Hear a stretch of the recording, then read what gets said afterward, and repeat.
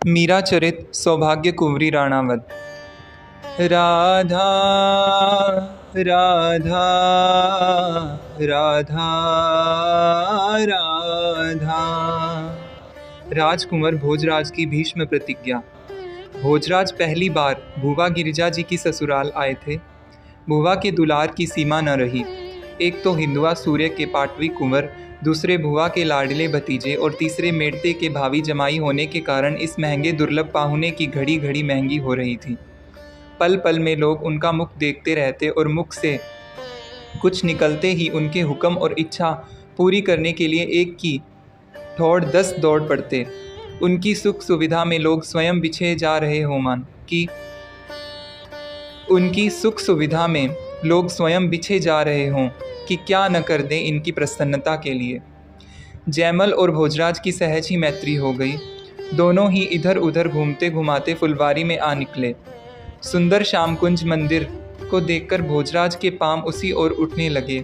मीठी रागिनी सुनकर उन्होंने जयमल की ओर देखा। जयमल ने कहा, मेरी बड़ी बहन मीरा है। इनके रोम रोम में भक्ति बसी हुई है, जैसे आपके रोम रोम में वीरता बसी है। भोजराज ने जयमल की बात काटते हुए हंसकर कहा, भक्ति और वीरता भाई बहन की ऐसी जोड़ी संसार में ढूंढने से भी नहीं मिलेगी। विवाह कहाँ हुआ इनका? विवाह विवाह की क्या फरमाते हैं आप? विवाह का नाम सुनते ही जीजा की आंखों से आंसुओं के झरने बहने लगते हैं। कभी बचपन में आपके साथ सगाई की चर्चा चली थी तो इन्होंने रो रो करके आंखें सुजा ली। हुआ यूँ कि किसी बारात को देखकर जीजा ने काकिसा से पूछा कि हाथी पर यह कौन बैठा है। उन्होंने बतलाया कि नगर सेठ की लड़की का वर है। यह सुनकर उन्होंने जिद की कि मेरा वर बताओ। काकिसा ने इन्हें चुप करने के लिए कह दिया कि तेरा वर गिरधर गोपाल है। बस उसी समय से इन्होंने भगवान को अपना वर मान लिया है। रात दिन भजन पूजन भोग राग और नाचने गाने में लगी रहती हैं। जब ये गाने बैठती हैं तो अपने आप मुख से भजन निकलते जाते हैं। बाबोसा के देहांत के पश्चात पुनः इनके विवाह की रनिवास में चर्चा होने लगी है, इसलिए अलग थलग यहाँ शाम कुंज में ही अपना अधिक समय बिताती हैं। जयमल ने अपनी समझ के अनुसार संक्षिप्त जानकारी दी। यदि आज्ञा हो तो ठाकुर जी और राठौड़ों की इस विभूति का मैं भी दर्शन कर लूँ। भोजराज ने प्रभावित होकर सर्वथा अनहोनी सी बात कही। न चाहते हुए भी केवल उनका सम्मान रखने के लिए ही जयमल बोले, यह क्या फरमाते हैं आप? पधारो। उन दोनों ने सिंचाई के लिए बनी बहती नाली में हाथ पैर धोए और मंदिर में प्रवेश किया। सीढ़ियाँ चढ़ते हुए भोजराज ने सुना, नरसी मेहता रे माय रे सग्गा में राखी बात। नरसी मेहता रे माय रे सग्गा में राखी बात। मीरा के प्रभु गिरधर नागर भव में पकड़ो हाथ। मीरा के प्रभु गिरधर नागर भव में पकड़ो हाथ। वह भजन पूरा होते ही मीरा ने दूसरा आरंभ कर दिया। गिरधर लाल प्रीत मत तोड़ो, गिरधर लाल प्रीत मत तोड़ो। गहरी नदिया नाव पुरानी, अधबिच में काई छोड़ो। थे ही म्हारा सेठ बोहरा, ब्याज मूल काई जोड़ो। मीरा के प्रभु गिरधर नागर रस में विष काई घोलो। मीरा के प्रभु गिरधर नागर रस में विष काई घोलो। एक दृष्टि मूर्ति पर डालकर भोजराज ने उन्हें प्रणाम किया। गायिका पर दृष्टि पड़ी।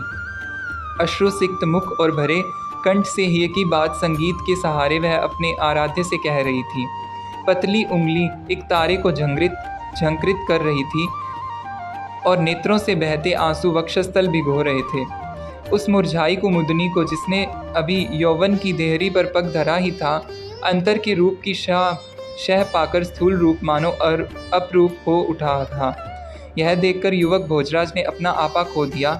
भजन पूरा होते ही जयमल ने चलने का संकेत किया। भोजराज को चेत हुआ। तब तक मीरा ने एक तारा एक ओर रखकर प्रणाम किया और आंखें खोली, मानो सूर्योदय होने पर कमल की पंखुड़ी खुली हो। जयमल ने कुंवर का हाथ पकड़कर बाहर चलने के लिए पांव उठाया। तभी मीरा ने तनिक दृष्टि फेरी और पूछा, कौन है? जैसे आम की डाली पर बैठी कोयल बोली हो।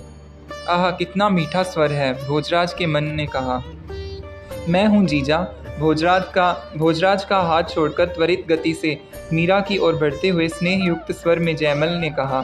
समीप जाकर और घुटनों के बल पर बैठकर अंजलि में बहन का आंसुओं से भीगा मुख लेते हुए आकुल स्वर में पूछा, किसने दुख दिया आपको? कहते कहते बहन की पीठ पर हाथ रखा तो उसके रुदन का बांध टूट गया।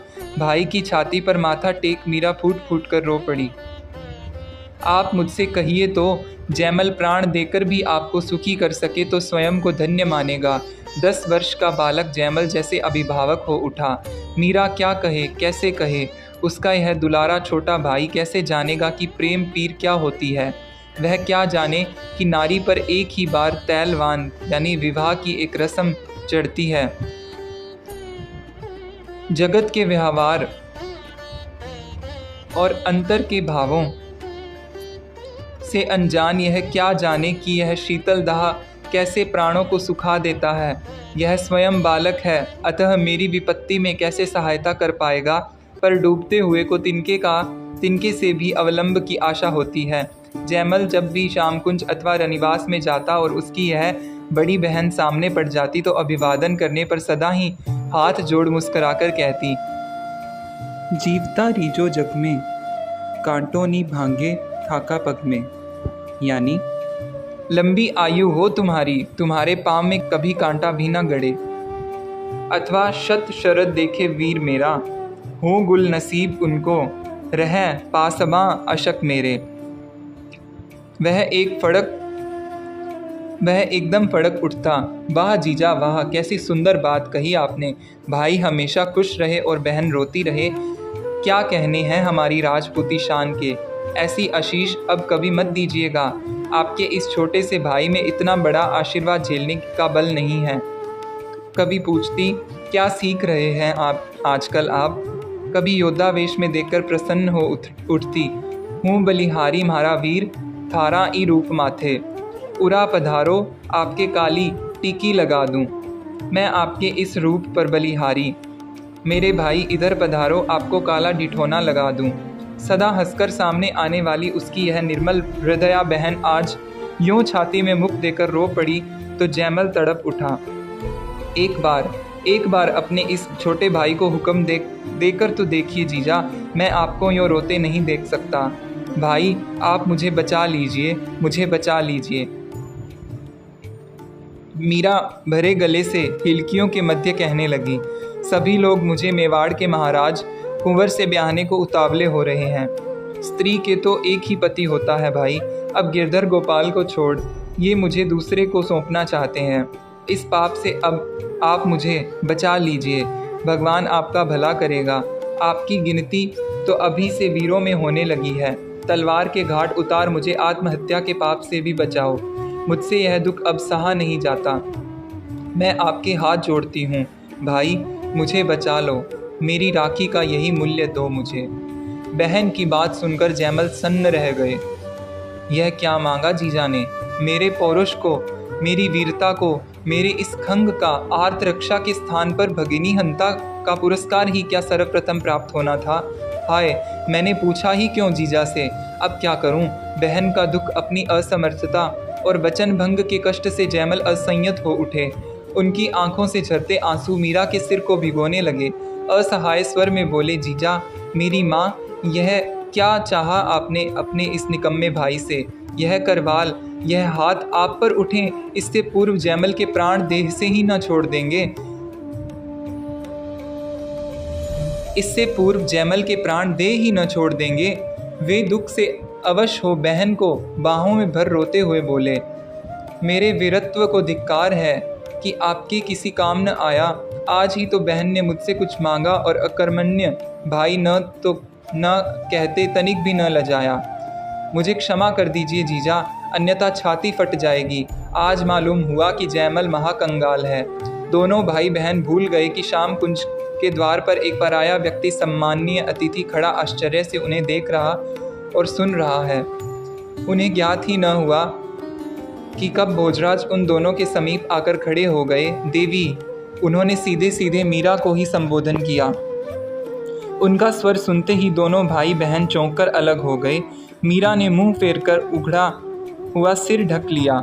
पलक झपकते ही वह समझ गई कि यह विनय, अधिकार, तनिक दुख और गरिमा युक्त अनचिन्हा स्वर और किसी का नहीं, मेवाड़ के महाराज कुमार भोजराज का है। थोड़े संकोच के साथ उसने उनकी ओर पीठ फेर ली। जयमल ने साफे के पल्ले से आंसू पोंछ सिर झुका लिया। देवी, आत्महत्या महापाप है और गुरुजनों की आज्ञा का उल्लंघन भी इससे कम नहीं। इससे सृष्टि का संचालक अप्रसन्न होता है, ऐसा मैंने सज्जनों के मुख से सुना है। आपने जिस चित्तौड़ के राजकुंवर का नाम लिया वह अभागा अथवा सौभाग्यशाली जन आपके सामने उपस्थित है। इस भाग्यहीन के कारण ही आप जैसी भक्तिमती कुमारी को इतना परिताप सहना पड़ रहा है। उचित तो यही है कि मैं ही देह छोड़ दूं, जिससे सारा कष्ट कट जाए। किंतु क्या इससे आपकी समस्या सुलझ जाएगी? राजपूतों की स्त्रियां बांझ तो नहीं हैं। मैं नहीं तो मेरा भाई दूसरा। वीरों की क्या कमी? हम लोगों का अपने गुरुजनों पर बस भी नहीं चलता। वे भी क्या करें? कभी किसी ने सुना कि बेटी बाप के घर कुंवारी बैठी रह गई हो? पीढ़ियों से जो होता आया है उसी के लिए तो सब प्रयत्नशील हैं। कहाँ किसी के घर में आप जैसी कन्या उत्पन्न हुई हैं कि कोई अन्य मार्ग उनके लिए निर्धारित हुआ? इस उलझन का मुझे तो एक ही हल समझ में आया है। माता पिता और परिवार के लोग जो करें सो करने दीजिए और अपना विवाह ठाकुर जी के साथ कर लीजिए। यदि ईश्वर ने मुझे निमित्त बनाया तो मैं वचन देता हूँ कि केवल दुनिया की दृष्टि में बींद बनूंगा, आपके लिए नहीं। जीवन में कभी भी आपकी इच्छा के विपरीत आपकी देह को हाथ नहीं लगाऊंगा। आराध्य मूर्ति की भांति भोजराज का गला भर आया।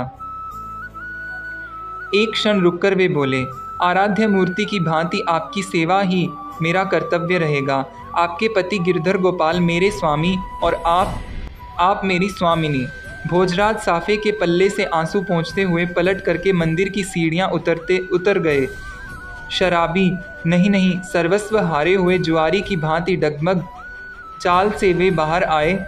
अंधेरे में जैसे पथ खोजते हों ऐसे पांव घसीटते वे पानी की नाली पर आकर बैठे। दोनों हाथों से अंजलि भर भर के मुंह पर पानी छींटने लगे, किंतु आंसुओं के झरने जो खुले सो खुले ही रहे। किसी प्रकार ओट लगने में ही न आती थी। विवेक समझा रहा था कि जयमल आते होंगे, उन्हें इन आंसुओं की क्या कैफियत दी जा सकेगी, किंतु कौन सुने। मन ने तो जैसे नेत्रों की राह बह जाने की सौगंध खा ली हो। तभी पीछे से पदचाप सुनाई दी। देह की सारी शक्ति लगाकर वे उठ खड़े हुए और आगे चल पड़े। जयमल शीघ्रतापूर्वक चलकर समीप आए। उन्होंने देखा आते समय भोजराज प्रसन्न थे, परंतु अब तो मुख से उदासी झर रही है। जयमल ने मन ही मन सोचा, जीजा के दुख से संभवतः दुखी हुए हैं, तभी तो ऐसा वचन दिया। कुछ भी हो, इनसे विवाह कर जीजा सुखी ही होंगी। और भोजराज, वे सोच रहे थे कि कोई एकांत स्थान मिले तो अंतर्दाह बाहर निकले। जयमल को उन्होंने बीच से ही विदा कर दिया। जय श्री मीरा, जय श्री गिरधर। राधा राधा राधा राधा, जय जय श्री राधे।